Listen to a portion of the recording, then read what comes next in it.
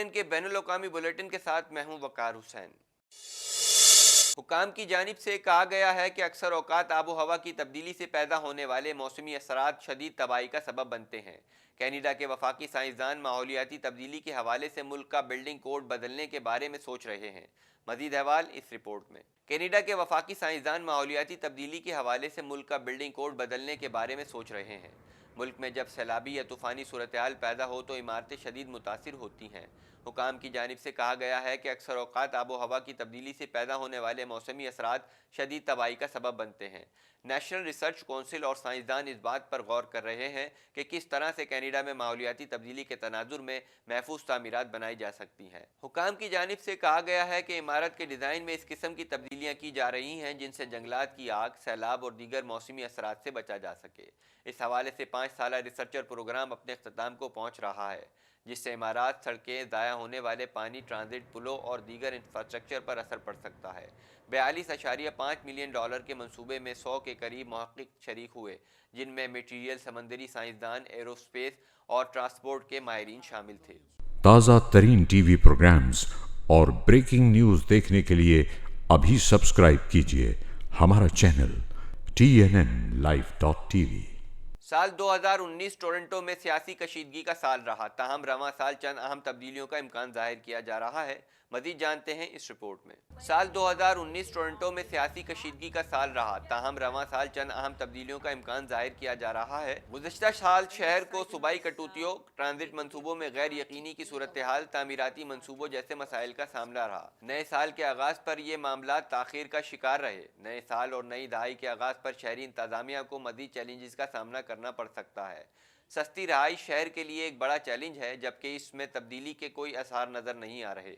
شہر کے گرد و نواح کے علاقوں کے حوالے سے بھی تبدیلی ہو سکتی ہے۔ حکام کی جانب سے کہا گیا ہے کہ ڈاؤن ٹاؤن روڈ وے پر ترجیحی بنیادوں پر کام کیا جائے گا تاکہ یونگ اسٹریٹ پر حفاظتی امور کو یقینی بنایا جا سکے۔ اس سال شہر کے ریل ڈیک پارک کے حوالے سے بھی کام کیا جائے گا، جبکہ الفابیٹ سائیڈ واک پر مشاورت بھی متوقع ہے۔ اگر اس منصوبے کی منظوری مل جاتی ہے تو 5 ہیکٹر کے علاقے کو ایک مبینہ اسمارٹ سٹی میں بدل دیا جائے گا۔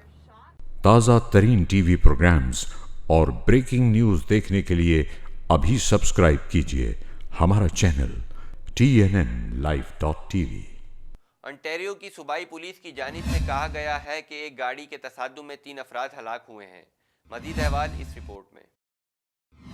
انٹیریو کی صوبائی پولیس کی جانب سے کہا گیا ہے کہ ایک گاڑی کے تصادم میں 3 افراد ہلاک ہوئے ہیں۔ OPP کی جانب سے بتایا گیا کہ حادثہ ہائی وے 17 پر گریٹر سڈبری کے مصروف علاقے میں پیش آیا۔ پولیس کی جانب سے بتایا گیا ہے کہ حادثے کے وقت گاڑی میں 6 افراد سوار تھے، جن میں سے 3 ہلاک ہو گئے اور 3 کو طبی امداد کے لیے ہسپتال منتقل کیا۔ حادثے میں ڈرائیور محفوظ رہا، جبکہ زخمی ہونے والے ایک شخص کی حالت تشویشناک بتائی جاتی ہے۔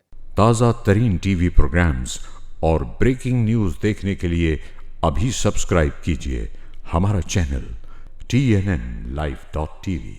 مونٹریال میں سینٹ کیتھرین کے علاقے میں ایک شخص حملے میں ہلاک ہو گیا۔ مذکورہ شخص پر تیز دھار آلے سے حملہ کیا گیا تھا۔ مزید جانتے ہیں اس رپورٹ میں۔ مونٹریال میں سینٹ کیتھرین کے علاقے میں ایک شخص حملے میں ہلاک ہو گیا۔ مونٹریال پولیس کو کال موصول ہوئی کہ ایک شخص کے جسم کے اوپری حصے میں چوٹیں آئی ہیں۔ پولیس کے مطابق واقعہ 2 افراد کے درمیان جھگڑے کے سبب پیش آیا، جس میں ایک شخص تیز دھار آلے سے زخمی ہو گیا۔ پولیس کے مطابق ملزم موقع سے فرار ہونے میں کامیاب ہو گیا۔ یہ واقعہ سال 2019 میں قتل کا 25واں واقعہ تھا، جبکہ 2018 میں مونٹریال میں 32 افراد قتل ہوئے تھے۔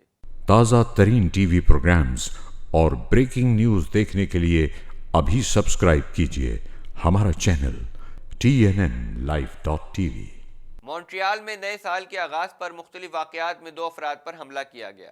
مزید احوال اس رپورٹ میں۔ مونٹریال میں نئے سال کے آغاز پر مختلف واقعات میں 2 افراد پر حملہ کیا گیا۔ پہلا واقعہ اوٹاوا اسٹریٹ کے قریب پیش آیا، جس میں 20 سالہ شخص کو نشانہ بنایا گیا۔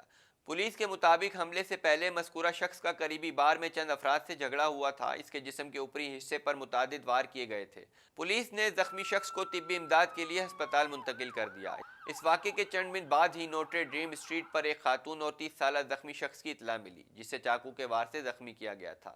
پولیس کے مطابق دونوں زخمی افراد کی حالت خطرے سے باہر ہے۔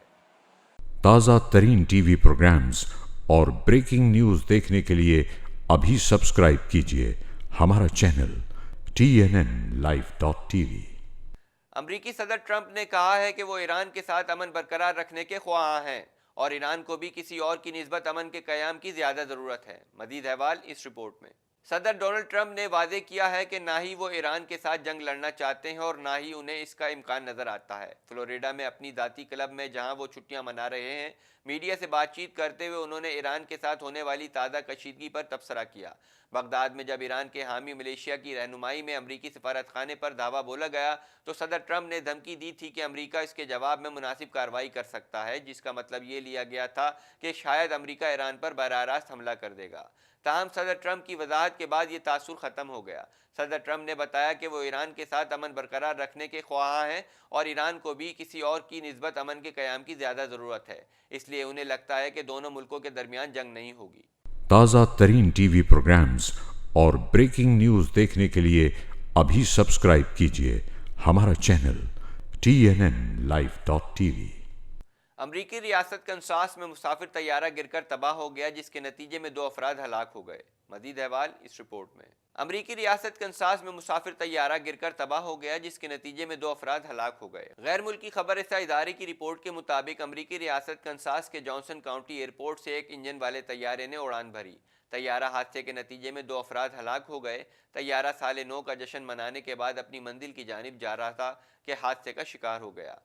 فیڈرل ایوییشن حکام کا کہنا ہے کہ ایک انجن والا طیارہ M2OS کے ایک بازو میں آگ بھڑک اٹھی تھی، جس کے نتیجے میں حادثہ رونما ہوا۔ رپورٹ کے مطابق فائر فائٹرز نے 20 منٹ کے جدوجہد کے بعد خشک کیمیائی پاؤڈر اور جھاگ کا استعمال کرتے ہوئے آگ پر قابو پایا۔ حکام کے مطابق ہلاک ہونے والوں کی شناخت فوری طور پر ممکن نہ ہو سکی۔ شناخت کے لیے فورنزک ٹیسٹ کیا جا رہا ہے۔ حادثے کا شکار طیارے کا فلائٹ ڈیٹا موصول نہیں ہو سکا۔ ATC آڈیو کے مطابق پائلٹ کو جنوب کی طرف روانگی کے لیے شام 4:03 پر کلیئر کر دیا گیا تھا۔ یاد رہے کہ امریکہ میں چھوٹے طیاروں کے حادثات میں اضافہ ہوا ہے۔ اعداد و شمار کے مطابق 2018 میں 393 طیارے حادثے کا شکار ہو گئے تھے۔ تازہ ترین ٹی وی پروگرامز اور بریکنگ نیوز دیکھنے کے لیے ابھی سبسکرائب کیجیے ہمارا چینل TNNLive.tv۔ فی الوقت کے لیے اتنا ہی۔ مزید خبروں اور اپڈیٹس کے لیے دیکھتے رہیے TNN TV۔